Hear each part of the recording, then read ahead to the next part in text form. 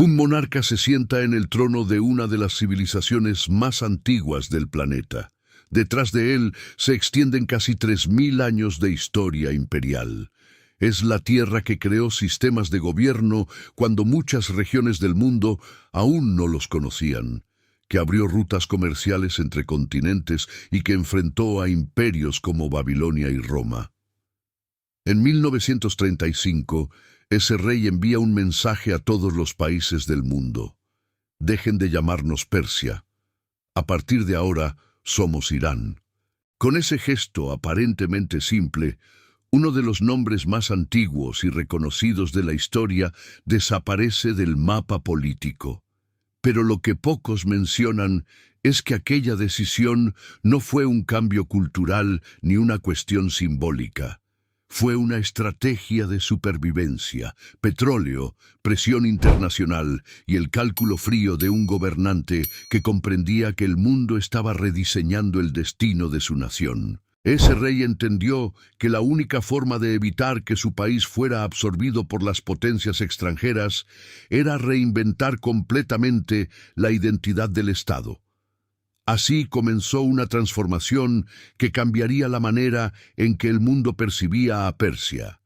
Esta es la historia de cómo una de las civilizaciones más antiguas de la humanidad decidió redefinirse para sobrevivir. Y también es la historia de por qué esa decisión sigue resonando hoy. Cada crisis política, cada conflicto regional y cada titular que emerge desde el Medio Oriente tiene raíces que se remontan a ese momento. Para entenderlo hay que comenzar por algo fundamental: el territorio. Imagina una meseta inmensa situada entre 4 regiones clave del mundo antiguo.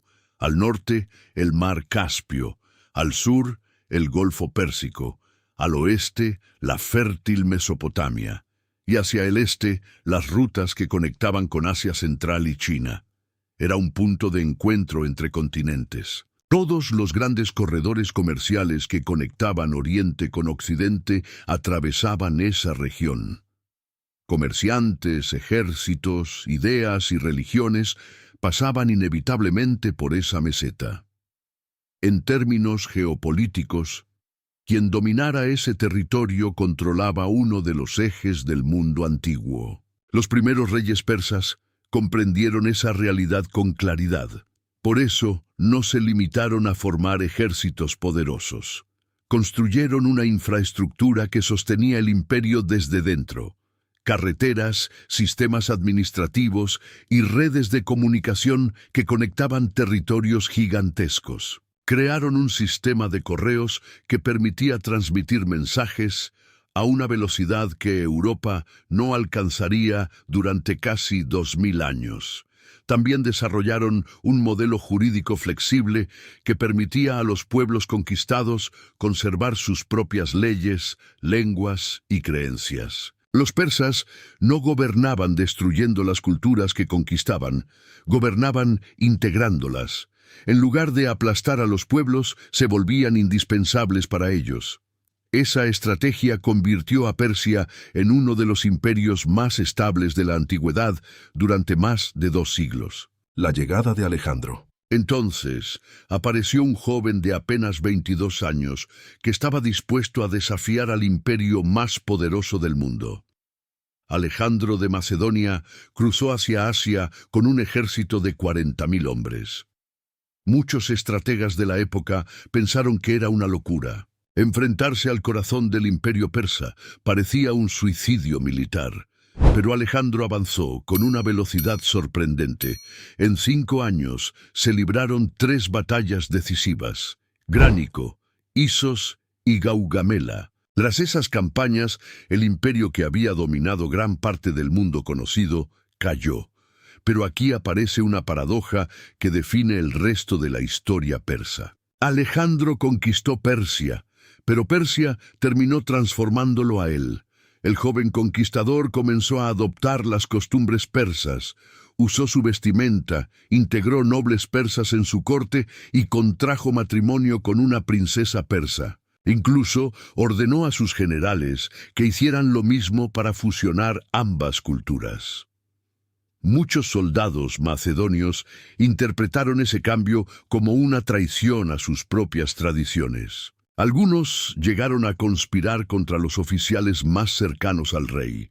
La tensión dentro del ejército creció hasta acercarse al motín. Alejandro murió pocos años después, a los 32 años de edad. Su imperio se fragmentó rápidamente entre sus generales, pero la civilización persa permaneció. Una vez más, absorbía a quienes intentaban dominarla. El ciclo de Persia. Ese patrón se repetiría durante siglos. Llegaron los partos y Persia los integró en su identidad cultural. Luego aparecieron los sasánidas y la tradición persa se profundizó aún más. Poetas, arquitectos, científicos y administradores consolidaron la idea de Persia como un centro intelectual y cultural del mundo antiguo. La civilización persa no solo sobrevivía a las conquistas, se alimentaba de ellas, pero en el siglo VII ocurrió un acontecimiento que cambiaría el rumbo de la historia: la conquista árabe. En el año 637 surgió una fuerza que nadie había previsto. Desde el desierto árabe avanzaba un nuevo movimiento impulsado por una fe emergente: el Islam. Sus ejércitos se movían con una velocidad extraordinaria. Utilizaban tácticas ágiles y ataques rápidos que los grandes ejércitos imperiales no estaban acostumbrados a enfrentar. El imperio sasánida contaba con elefantes de guerra, soldados experimentados y siglos de tradición militar. Incluso superaba en número a los ejércitos árabes. Pero aún así perdió. No solo perdió una batalla, perdió todo el sistema imperial. La dinastía cayó y el último rey fue asesinado mientras huía. Por primera vez en siglos, Persia enfrentaba algo más profundo que una conquista territorial. Se trataba de una transformación espiritual. El antiguo zoroastrismo comenzó a desaparecer gradualmente y la población se convirtió al Islam. Persia pasó de ser el corazón de una religión milenaria a convertirse en una civilización musulmana. La paradoja cultural. Sin embargo, ocurrió algo sorprendente. El mundo árabe no absorbió completamente a Persia. En muchos sentidos ocurrió lo contrario. Los administradores persas comenzaron a dirigir las estructuras del nuevo califato. Los intelectuales persas se convirtieron en figuras centrales del pensamiento islámico. La arquitectura, la poesía y la cultura cortesana persas terminaron definiendo lo que el mundo musulmán consideraba refinado. Incluso Bagdad, capital del Imperio Islámico, fue diseñada por arquitectos persas y administrada por funcionarios de origen persa.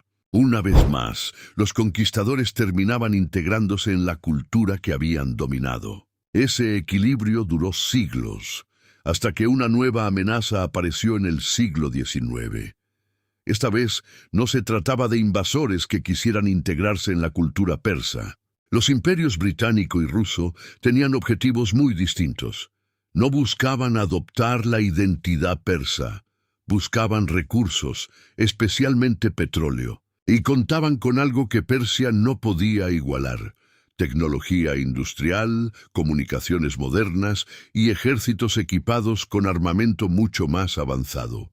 Para finales del siglo XIX, Persia seguía existiendo como Estado, pero su poder real estaba profundamente debilitado. La dinastía Qashar gobernaba formalmente el país, pero la infraestructura estratégica estaba en manos extranjeras. Los británicos controlaban la red de telégrafos y una brigada militar dirigida por oficiales británicos se había convertido en la fuerza armada más poderosa del país. Entonces ocurrió algo que cambiaría todo. En 1901, un empresario británico obtuvo un contrato que otorgaba a Gran Bretaña derechos exclusivos sobre el petróleo persa durante 60 años. A cambio, Persia recibiría solo una pequeña fracción de las ganancias. Fue un acuerdo desigual que dejó al país sin control sobre uno de sus recursos más valiosos. Sin disparar un solo tiro, Persia había perdido el control económico de su propio territorio. Esa es la herida histórica que explica gran parte de lo que sucedería después. Revoluciones, golpes de Estado, crisis internacionales y tensiones nucleares tienen raíces que se remontan a ese momento. En 1921, un militar llamado Reza dio un golpe de Estado que cambiaría el rumbo de Persia. Al principio, contó con el respaldo británico, porque Londres necesitaba estabilidad en la región, y él parecía capaz de garantizarla. Pero Reza Khan tenía una agenda mucho más ambiciosa de lo que sus aliados imaginaban. Había observado atentamente lo que Atatürk estaba haciendo en Turquía: modernizar desde arriba y construir un Estado fuerte antes de que las potencias extranjeras pudieran frenarlo. Reza se movió con una velocidad sorprendente. Comprendía que el tiempo era su recurso más escaso. Bajo su liderazgo comenzaron a construirse carreteras, ferrocarriles, hospitales y universidades. El ejército fue reorganizado y la industrialización avanzó a un ritmo que dejó atónitos a muchos observadores europeos. En pocos años, Persia parecía estar abandonando siglos de debilidad estructural para convertirse en un Estado moderno capaz de sostener su propia soberanía. En 1925 dio el paso decisivo. Se proclamó Shah y fundó la dinastía Pahlavi. Su proyecto era reconstruir el poder del Estado desde la base.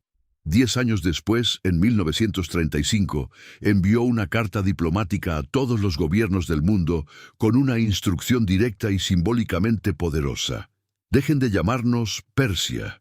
A partir de ahora, el nombre oficial del país sería Irán.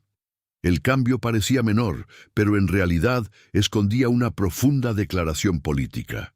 La pregunta era inevitable: ¿por qué abandonar un nombre que el mundo había usado durante más de 2000 años?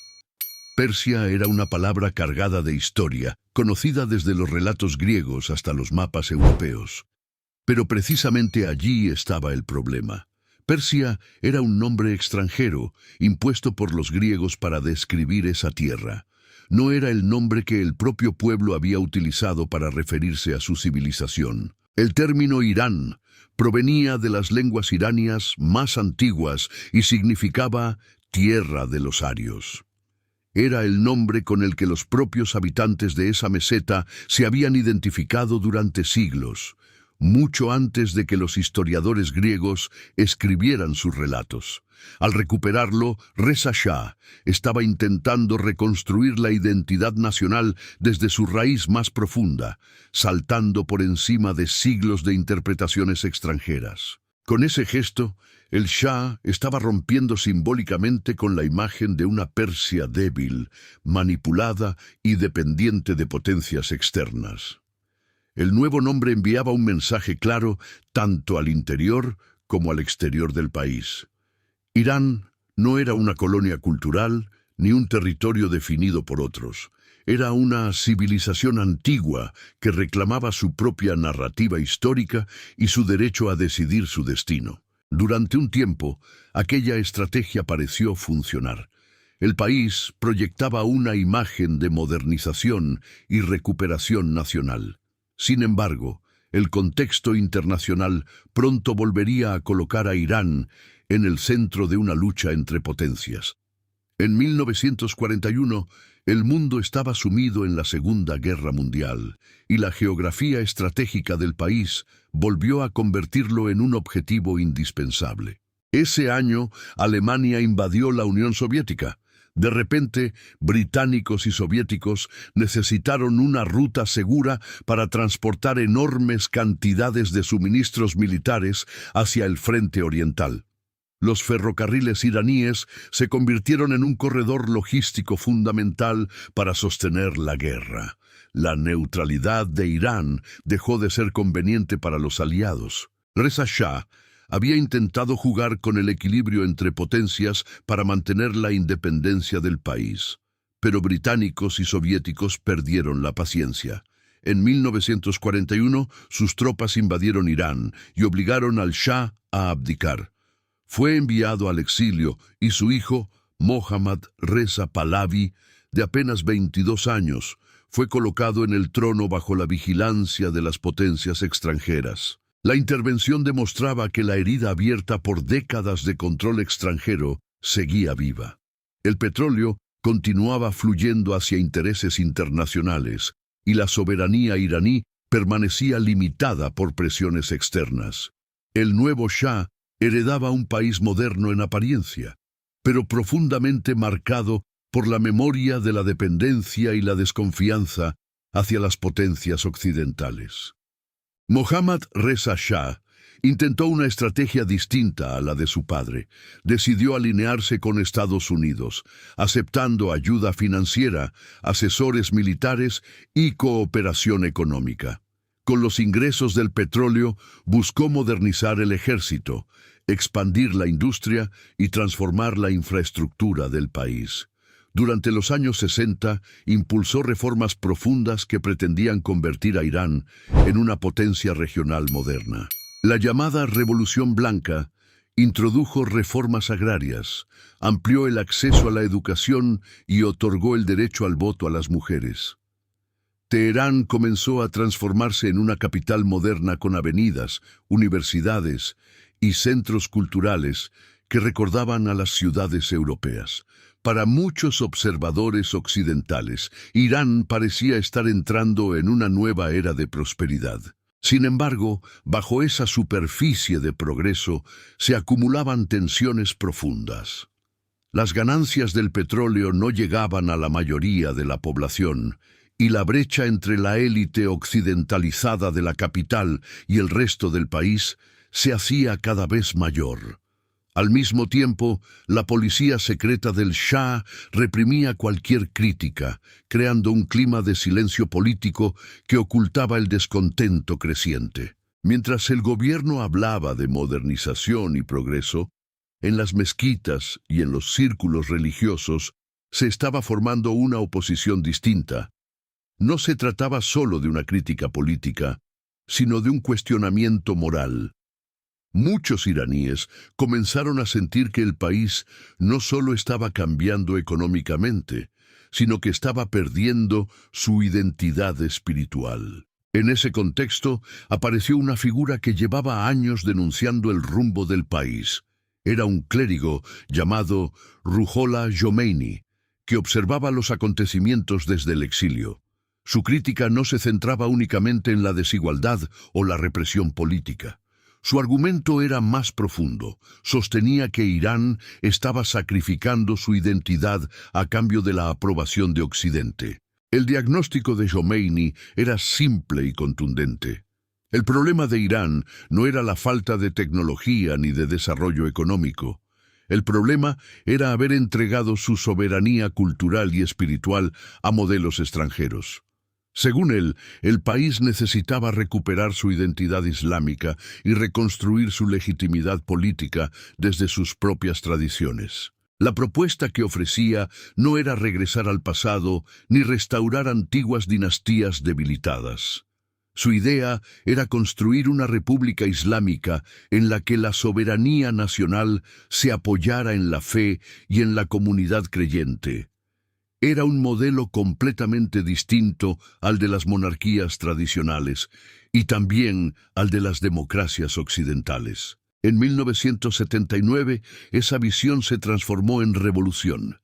En apenas 3 semanas, el régimen del Shah colapsó.